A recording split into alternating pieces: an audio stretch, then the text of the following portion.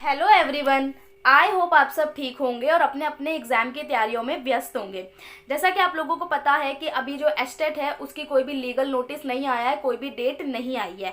लेकिन अब कोई भी हल्का सा नोटिस आता है तो लोग उसको एस्टेट से जो है वो करने लग जाते हैं, सोचने लग जाते हैं एस्टेट के लिए कि शायद अब एस्टेट होगा। ठीक है, लेकिन अभी देखिए बीच में जो है बोर्ड एग्जाम्स का प्रोसेस चल रहा था, तो इस वजह से जो है एस्टेट होना थोड़ा मुश्किल था। लेकिन अब ऐसा कहा जा रहा है कि अप्रैल में जो है ये हो जाएगा एग्जाम। ठीक है, यानी 11-12 के आसपास ये एग्जाम करा लिया जाएगा।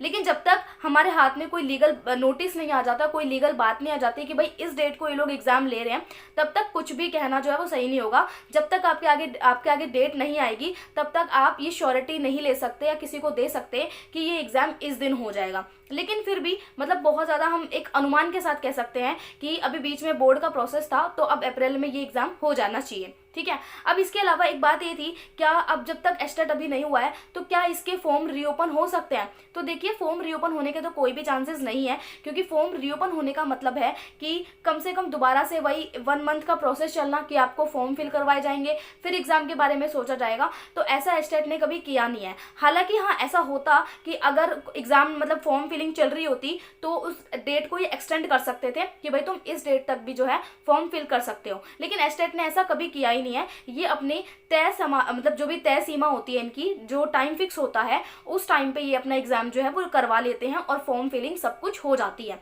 लेकिन अब की बार इन्होंने थोड़ा सा डिले कर दिया है और अब ऐसे में रीओपन होने का तो कोई चांस नहीं है, क्योंकि आज तक हुआ भी नहीं है। इसके अलावा एक बात और है कि क्या सिर्फ एस्टेट पे ही फोकस करें या हम नेक्स्ट एग्जाम पे कोई फोकस करें। तो देखिए पहली बात मैं आपको एक बात कहूँगी कि जो टैट एग्जाम्स होते हैं ये हर साल होते हैं। ठीक है, तो किसी भी एक एग्जाम को लेकर बैठे रहना वो सही नहीं है, क्योंकि अभी आप देख आपका जो एग्जाम होंगे, क्योंकि अभी 2025 में ऐसा कहा जा रहा है बहुत सारी वैकेंसीज जो हैं वो आएंगी। ठीक है, लेकिन अभी एस्टेट का एग्जाम हुआ नहीं है, तो अभी देखना दिसंबर में दोबारा से इस साल एस्टेट का जो फॉर्म है वो निकल जाएंगे। यानी कि कहने का मतलब है कि टैट एग्जाम तो हर साल होंगे, लेकिन कुछ स्टेट को छोड़ के, क्योंकि जितने भी स्टेट हैं वो सारे तो हर साल एग्जाम नहीं लेते हैं टैट का। ठीक है, चाहे यूपी टैट हो, देखो कितना टाइम हो गया कि अब तक वो नहीं आया है। ठीक है, रीट भी अभी आपने देखा अब निकला तो हो गया, और रीट ने तो अपनी मेंस की डेट भी दे दी है जो कि जनवरी में है। लेकिन अभी एस्टेट का कोई अता पता भी नहीं चला कि ये कब होगा और कैसे होगा।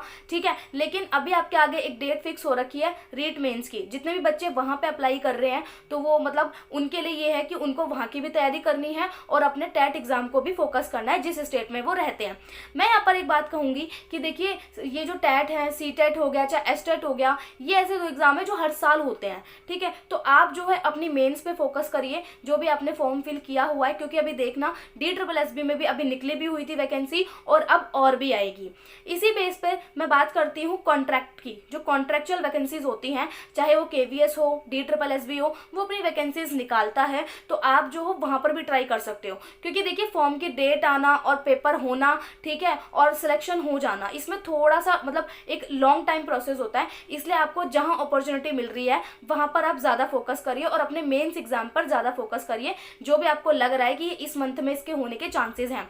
क्योंकि अभी आपने देखा होगा यूपी TGT और PGT एग्जाम डेट आई हुई है, वो भी मई में हो जाएगा। यानी कि 15 मई को उसकी डेट दी हुई है। उससे पहले अप्रैल में असिस्टेंट प्रोफेसर का एग्जाम है जो यूपी का होना है। ठीक है, अगर आपने किसी ने भी वो फॉर्म अप्लाई कर रखे हैं तो पहले उन पे फोकस करिए, क्योंकि टैट एग्जाम होते रहेंगे हर साल। ठीक है, और लेकिन मेंस वैकेंसीज नहीं आती हैं, आपको इस चीज़ को सोचना पड़ेगा। मेंस की वैकेंसीज आती हैं बट बहुत कम आती हैं, और कब आती हैं कुछ नहीं पता। इसलिए अगर आपको मौका मिल रहा है और आपने जॉब के लिए फॉर्म फिल किया हुआ है तो आप उसी को ज़्यादा प्रिपेयर करें। ठीक है, और अपने आप को तैयार रखिए। ठीक है, आप मतलब एक ही एग्जाम के पीछे नहीं, क्योंकि अभी एस्टेट अब तक नहीं हुआ है और बहुत सारे बच्चे इस एग्जाम के लिए बैठेंगे और अलग अलग स्टेट से लोग इसका फॉर्म फिल करते हैं। ठीक है, और अभी जो 2025 में बात हो रही थी कि हरियाणा में जो है वैकेंसीज आएंगी, देखिए इसमें कोई डाउट नहीं किया जा सकता कि ये नहीं आएंगी। देखिए आ भी सकती हैं, ये नहीं भी आ सकती। ये वहाँ का सिलेक्शन प्रोसीजर जो भी वहाँ पर होता है HBSC उनको वो देखते हैं। ठीक है,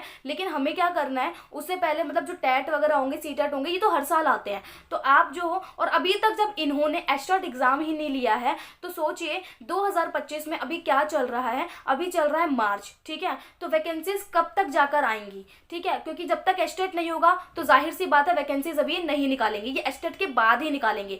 तो आपने जो भी फॉर्म फिल किया हुआ है मेंस का, किसी भी एग्जाम का, जिसको आपको लगता है कि ये एग्जाम जॉब के लिए है, तो आप उस पर ज़्यादा फोकस करिए और एस्टेट को भी अपना साइड बाय साइड टाइम देते रहिए, क्योंकि एस्टेट कॉमन पेपर है जो जिसमें आपको पास होने के लिए 90 मार्क्स चाहिए। और हालांकि 90 मार्क्स आना थोड़ा मुश्किल हो जाता है वहाँ, क्योंकि वो सीटेट नहीं है, बहुत डिफरेंट लेवल होता है उसका। इसलिए अगर आपकी थोड़ी सी भी तैयारी है तो आप अपने पहले मेंस पे फोकस करिए, तो वहाँ पर ज़्यादा ध्यान देंगे तो वो ज़्यादा अच्छा है, ठीक है। क्योंकि काफ़ी सारे जो मतलब बच्चे हैं उनके मन में डाउट रहता है कि हमें जो है एस्टेट का करना चाहिए या हम सीटेट की फोकस करें, क्योंकि अब आप देखेंगे कि सीटेट के फॉर्म भी निकलने वाले हैं, ठीक है। तो अब ऐसे में वो सीटेट को देखेंगे या एस्टेट को देखेंगे। अब जो भी एग्जाम पहले होगा वो लोग उन्हीं को तैयार करेंगे, लेकिन उससे पहले आपके आगे यूपी टीजीटी और पीजीटी के एग्जाम डेट जिसने भी फॉर्म फिल किया हुआ है आप पहले उस पर फोकस करिए, वो ज़्यादा इंपॉर्टेंट है।